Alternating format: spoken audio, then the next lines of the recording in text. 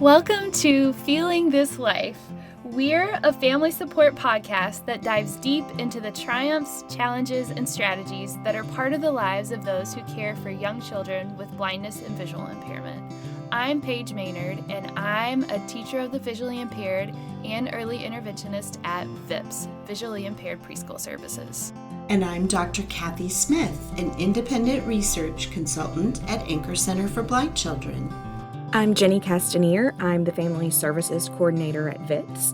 I am the mother of 3 girls, and my youngest has a visual impairment.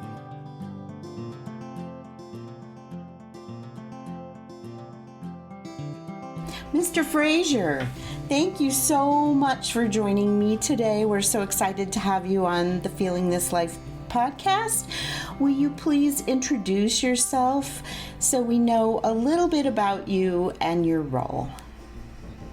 Yes, Cathy, thanks for having me. My name is Paul Frazier. I am 33 years old.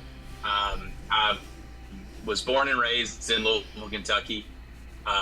As far as visual impairment, I was diagnosed at birth with ocular albinism, which is obviously, not to get too nitty gritty into things, but affects the pigmentation in my eyes as well as my skin and hair, which affects my visual impairment. As if for any context at all, I think my vision is somewhere around 2100, 2120, somewhere in that ballpark. Light sensitivity, things like that. But as far as personally, I am married. This is actually next month will be my 10th year anniversary to my wife. Congratulations! Thank you. Yeah, and we have one son. His name's Lincoln. He just turned 7, which is wild for me to say that he's that old already. But so I graduated from college in 2013 with a Bachelor's of Science degree.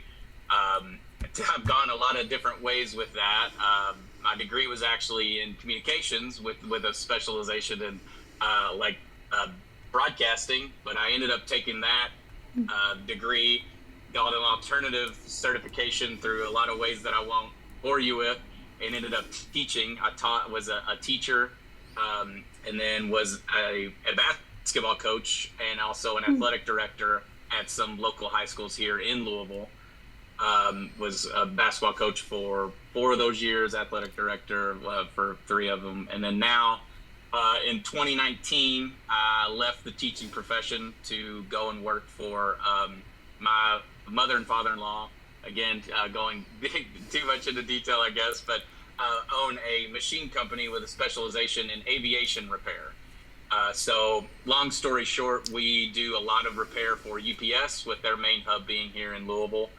So pretty much any UPS plane you see in the sky, we handle their wheels. And my title here now is I am the Quality and Compliance Director. So I deal with the FAA and make sure that we do what we say we're doing.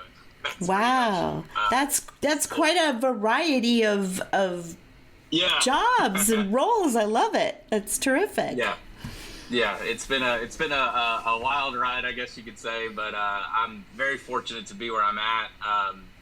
It's I'm grateful. I'll just put it that way. Well, we're grateful that you're here with us. So hopefully in the next couple of minutes here, you'll get to give us a little bit more of your journey and your story. So this season, we're asking our guests to tell us your story. Okay. And I'm going to let you take it away. So go for it. So for me, I guess my story, there's a few parts of it.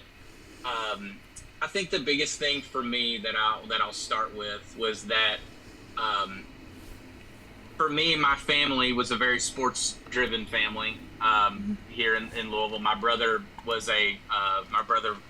he played baseball at a very high level. Played baseball at University of Kentucky. Played minor league baseball for a couple years, but was also a good basketball, a good athlete.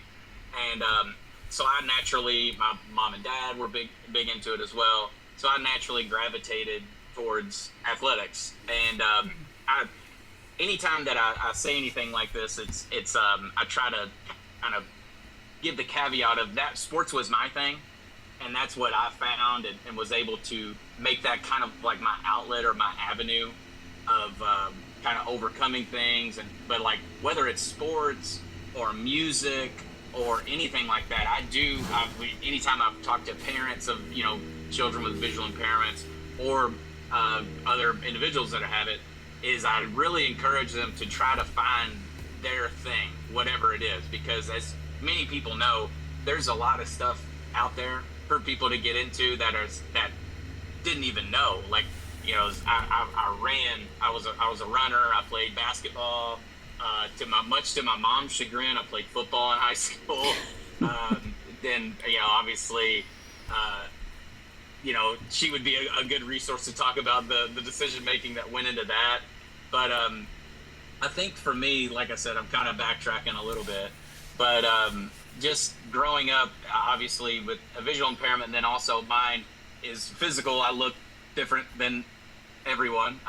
Like I said, I have albinism, so it affects my skin and my hair color. The kind of with any teenager or anything like that, you deal with insecurity, right? And that was obviously something that I would deal with. But my way of overcoming that was, I was like, okay, well, if I'm gonna overcome that, and I'll just be better than you at whatever I'm at, basketball or running or whatever it was. And now we could backtrack and say if that is a good thing and all that stuff, but it helped me find my avenue of what I wanted to do and how I wanted to overcome things, how I wanted to find myself, like find confidence in who I was. I give a lot of credit to my parents. While, like I said, they, I'm sure, were terrified whenever I played t-ball as a kid or played anything like that, because I wanted to be just like them, played soccer, all kinds of stuff like that.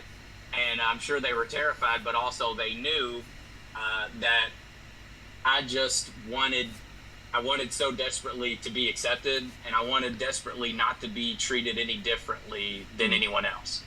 And now, looking back now as a parent and having parent conversations with my parents now, I do know now on the side, without me knowing, that they would go talk to coaches and say, hey, look, here's the deal, blah, blah, blah. I tell the limitations that I would deal with. They would talk with whoever they needed to talk to. So it wasn't like they just threw me out there and said, hey, figure it out. But, that's what it was for me.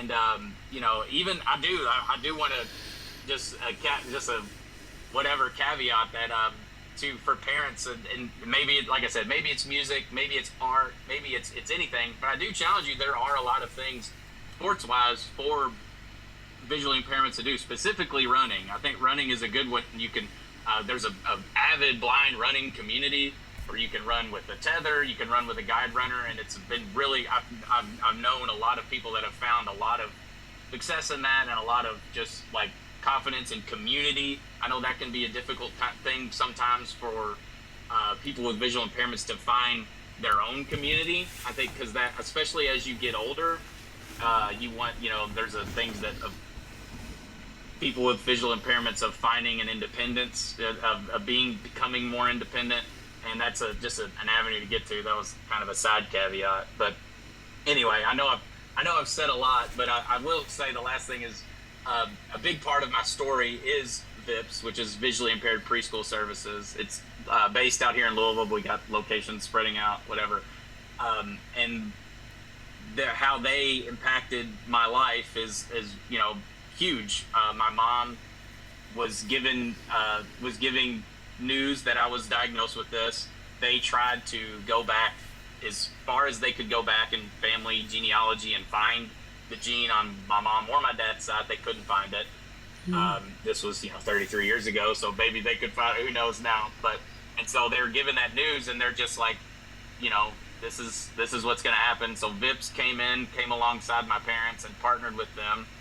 And then just from there, my mom was obviously, she was very involved. She became a board member at VIPS, and then she eventually went on staff at VIPS for, I wish I could tell you longer, I probably should, but she was like their director of development, director of fundraising. She raised a lot of money for them to build a new building out there. That was her thing. That's what she did. She also worked, another job on the side because that's just how she was. And now I serve on the board of directors at VIPS as a VIPS graduate. And not only did they help me, obviously, as a kid and equip my parents with tools to help me learn, but it also gave me a community of other people that are dealing with things that are worse or better than me, that on all ends of the spectrum. I don't know if that's the right term to say that, but like a community of people to be around, which is, like I talked about, which is important. And then also just the perspective that it gave me of who I am and where this could lead me. And then now it's like I said, I now serve on the board now. I believe in VIP's mission, and I love the place. So it's a huge part of my story, as you said, of getting me where I am today. Well, that sounds wonderful. So it also I love that you say that your activities in sports and being part of the VIPS community, that and I'm sure you're a role model as well for many families and kids, and we need more of that. So we need people to know that people with visual impairment can do all these wonderful things. And so you're a living, breathing example of that. So that's fabulous.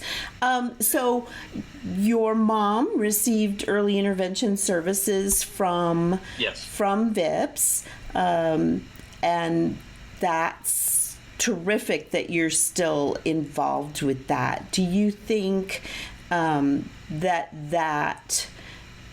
support that she received from VIPS helped build a community for her as well? Absolutely.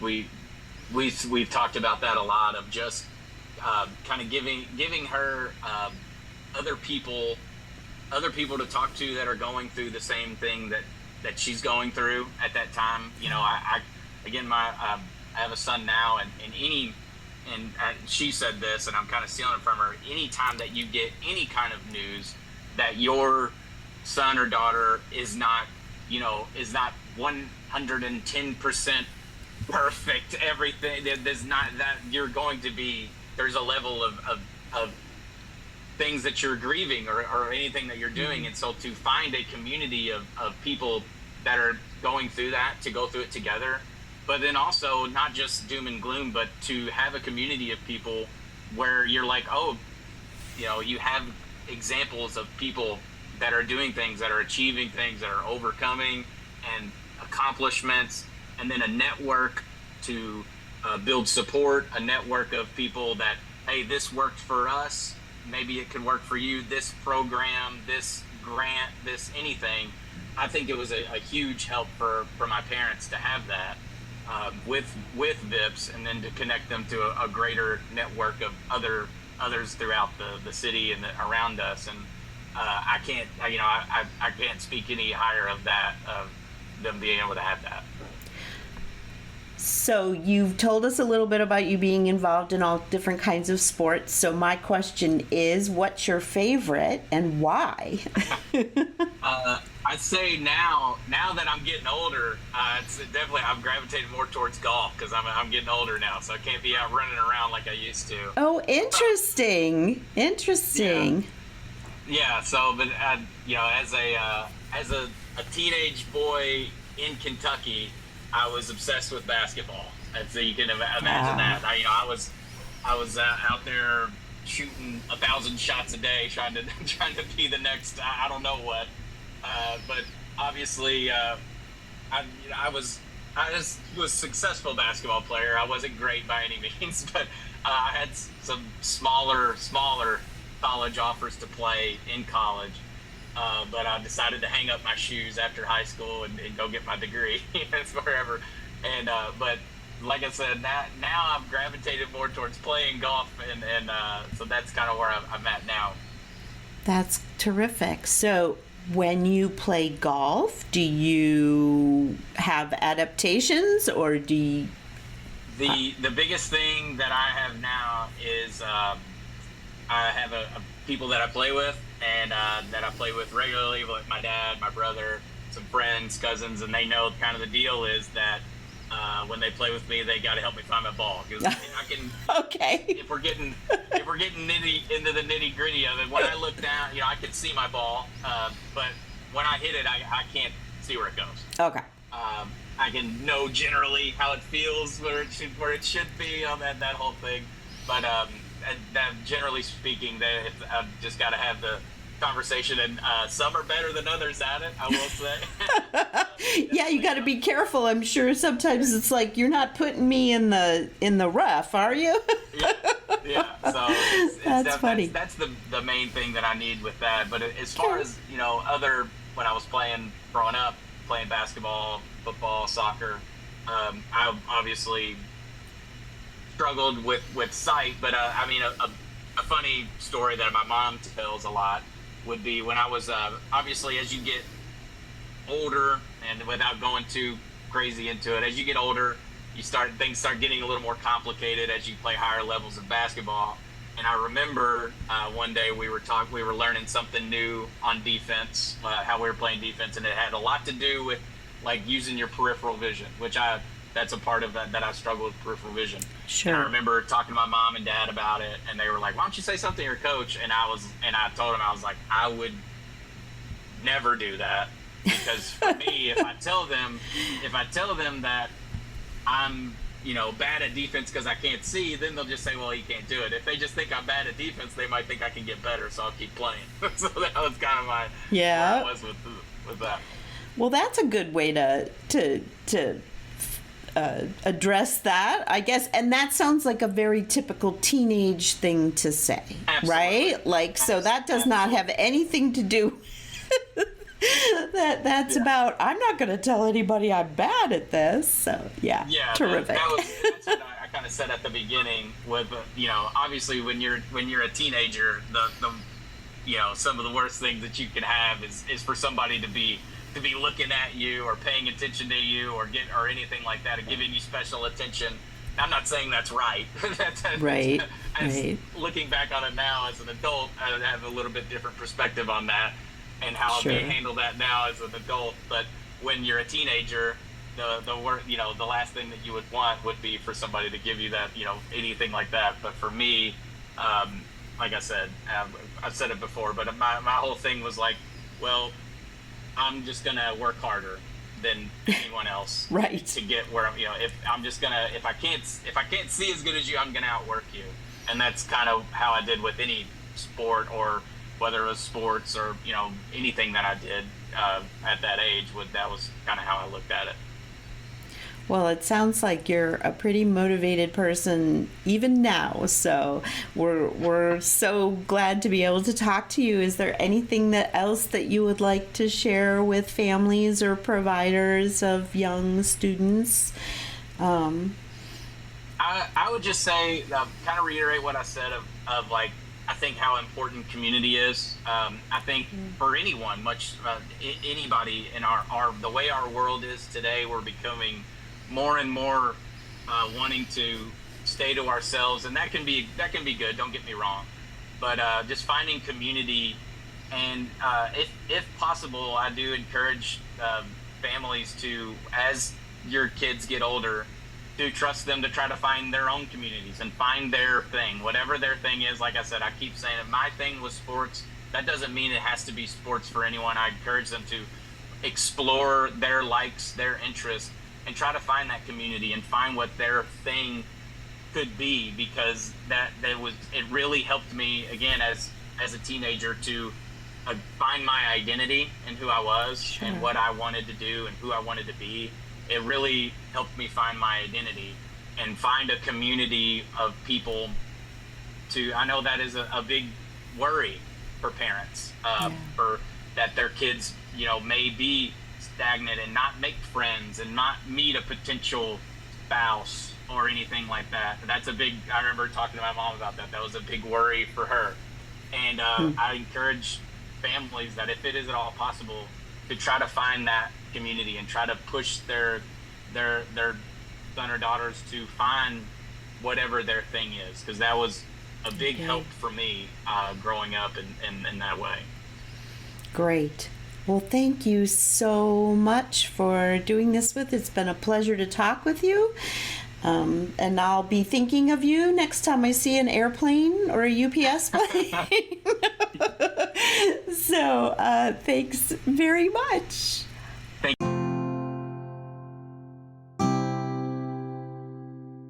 Well, thanks, Cathy. That was great. I just loved so many things that he said and really enjoyed listening to that interview. One thing that really struck me, that excited me as a parent, was that he talked about how he now has conversations with his parent from the perspective as a parent. And he's found out all these things that his parents did that he didn't know that they did. Like, he mentioned them going and talking to his coaches about what adaptations he would need and things like that. And he sounded fine with it.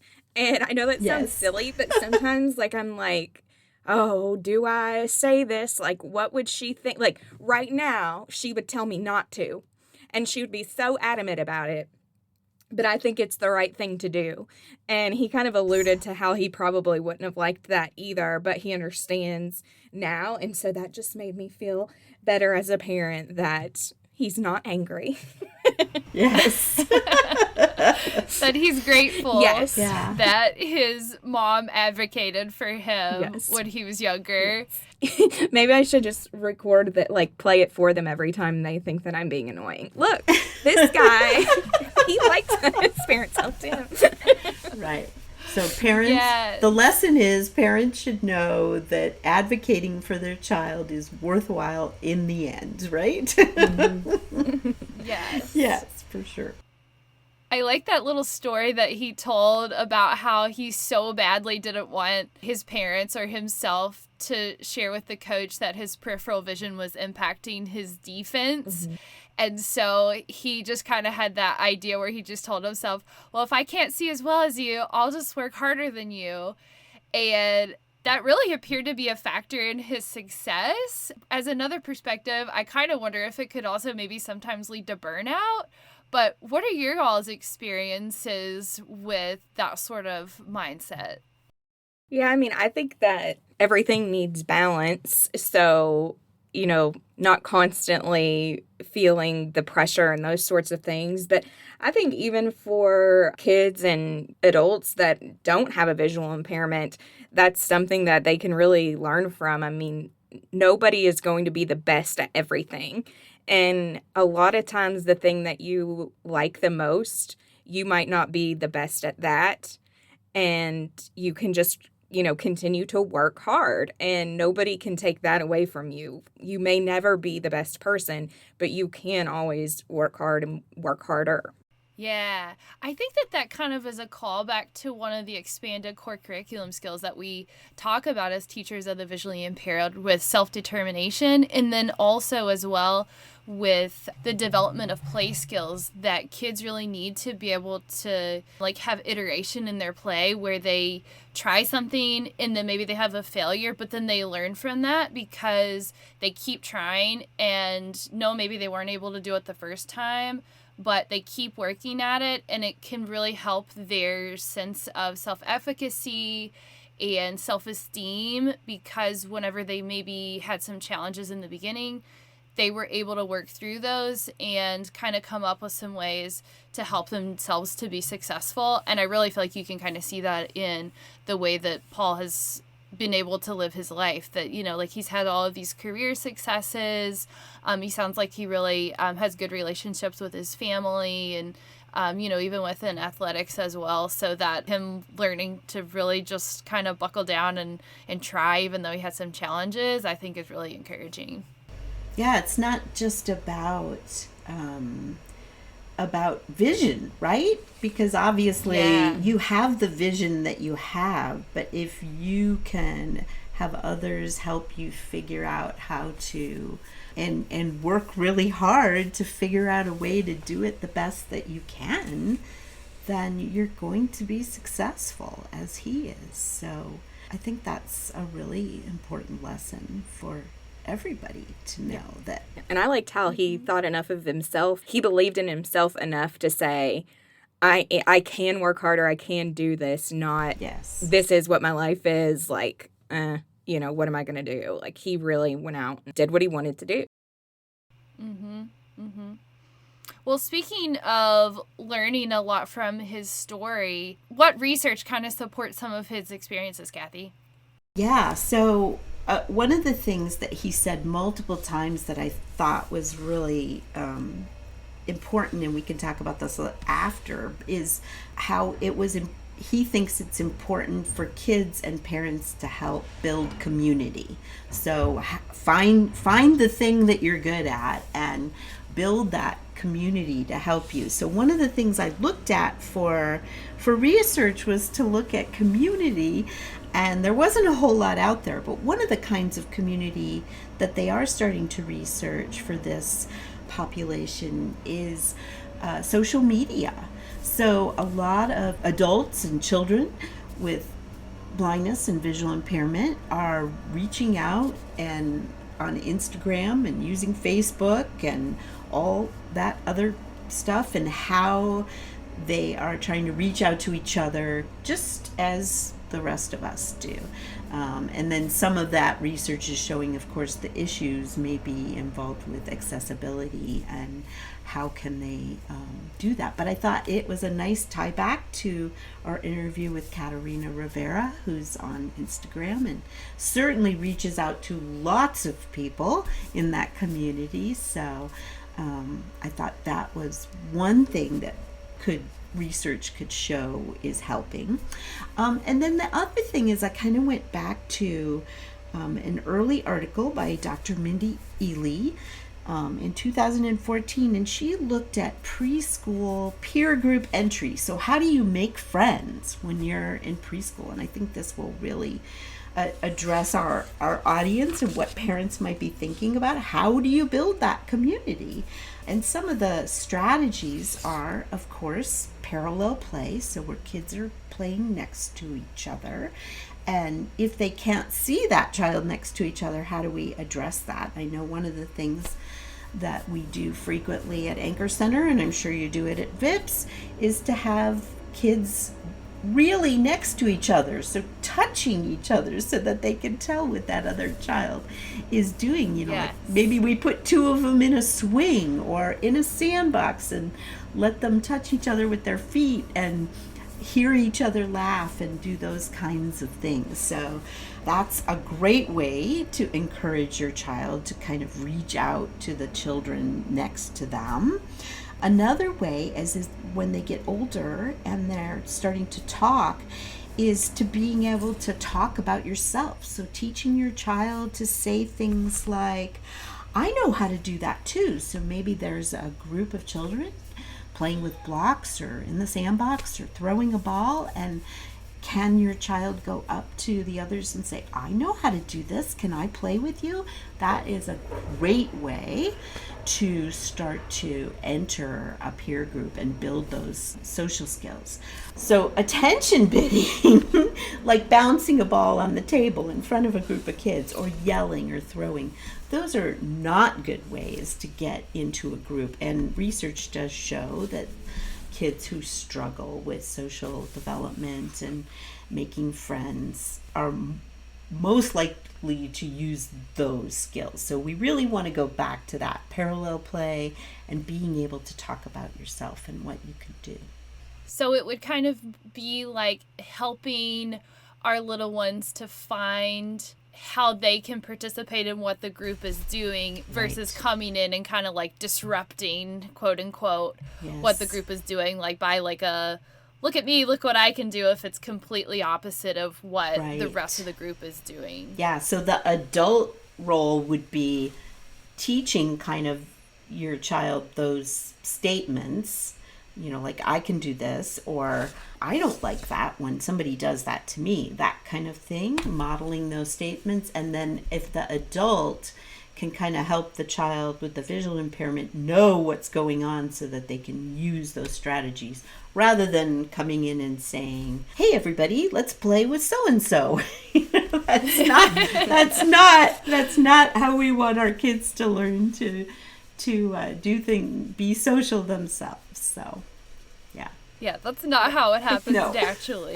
So we want to kind of find those avenues to where we can help our kids to be as close to what might typically happen without us. Exactly. So I love that insight, Cathy. I hope that's something that we post in the show notes of this episode, because I really think families might really enjoy reading that. Yeah, of course. So another thing that we've kind of touched on, which I think is a theme of this episode, was just the kind of that issue of just Paul talked about how everybody needs community and how he benefited so much from both being part of the blindness and low vision community with the connections that he and his family found at VIPS, but then he also found community within athletics. So I thought that was really interesting. What are your all's perspectives on that? Well, I wanted to ask Jenny, what are your daughter's community? How has she built community for herself? Yeah, so at her school, she is the only visually impaired child at her school. She did go to VIPS, and at our church, there is another child that is visually impaired and uses a cane. And so I think that it helped that she had that community from the beginning, because she never had the situation where she was like, I don't know anybody like me. Like, she can't remember not knowing anyone like her. Yeah. And so I think having... That's amazing. Yeah. Yes. So I think having that from the beginning was good. I feel like it would be a lot to go through for her to start her life and think for a long period of time before she could even verbalize it. There's nobody like me. And for us to, have to like catch up to that. So I think if you can, be proactive, even if they're not talking, even if they're babies, like it makes a difference. And she'll even look at like some of her old scrapbooks and see, she doesn't remember, but she's like, oh, there's my friend, and that friend has a cane just like me. And so just kind of making it as a normal part of your life, I think, is good. And then, also we just, as a family, kind of made it a point that we don't treat her differently. So people around us didn't treat her differently. Like if we were to go out with people somewhere, we just let her do kind of what she wants to do, just like all the other kids. And I think kind of the way that parents act kind of will be reflected in the way that the people around them act. Well, and so you mentioned another place where parents could look for community and build community, and that's church, right? Mm-hmm. So for Paul, it clearly was athletics and his family and early intervention for his mother. Mm-hmm. But it might be church or other things that you like to do. So it's worth it. I think you're absolutely right that it's worth it to make the effort to reach out so that your child has options. I think it's not always comfortable or fun. Like, it's not always the thing I want to do. Like, I know that community is important, but sometimes it's just like super awkward. Like, gotta go make a new friend today. Yes, I think that would be awkward for me too. That would be hard. How about you, Paige? Yeah, I will have to say, I think as a child and both as an adult, don't have the best skills in making friends. So finding community is kind of difficult. I think that's one of the reasons why I really enjoy doing this podcast, is because from one of the traumas in my life, I really found connection and community, honestly, through podcasts. And it really kind of helped me work through some of those feelings of grief that I went through, and honestly, I'm still going through. But Jenny, I think that you probably have really good skills in making some of those connections. What advice might you have for maybe somebody like me or maybe some of our families who might maybe feel uncomfortable when they're trying to build that community? What I tell my girls is, be yourself. Like, if they don't like you for who you are, then that's not your community. Don't change yourself to try to get in with that community. So for me, I'm a little bit of an introverted extrovert, so it wears me out to do things like that, but I know that I need to. And so I need someone to understand that, this is me, this is who I am. Like, I'm not going to constantly be able to be going and doing and doing all these things. I don't know if that makes sense, but it does make sense. Okay. But yeah, I guess the main thing is, like, my girls, I just tell them, look for people that have the same interests as you and be yourself. And it will take time to find your community too. Like, both my older girls are in middle school now, and it's not just an easy fit. Even some of your friends that you were friends with in elementary school, they're not necessarily going to be your best friends in middle school. And it's okay to have to find community and try different things. So, well, thanks. That's really great advice. It is. I'll take that to heart in my personal life, and I hope families who are listening also can take some of your advice to find their community and to hone some of those skills in working hard to overcome any challenges that they might have. And I've just really enjoyed Paul's interview and the things that he shared with us. I really feel like it gave me a lot of food for thought. And I hope that for those of you listening, that it was an encouragement to you and that it helped you see the successes of someone who has low vision. So we thank you for listening, and we're excited to join you in the next one. Yep. Thank you so much for listening to Feeling This Life. Did you know that this podcast is actually part of a research study? By filling out the survey in the show notes, you can help our community learn more about how podcasts impact those who care for children who are blind and visually impaired. So please take a look when you're able. Also, if you'd like to support us in making more episodes of Feeling This Life, look for the donation link in the show notes. The show notes also include links to resources related to today's episode and ways to get in contact with us. Please join us again next time for another episode of Feeling This Life.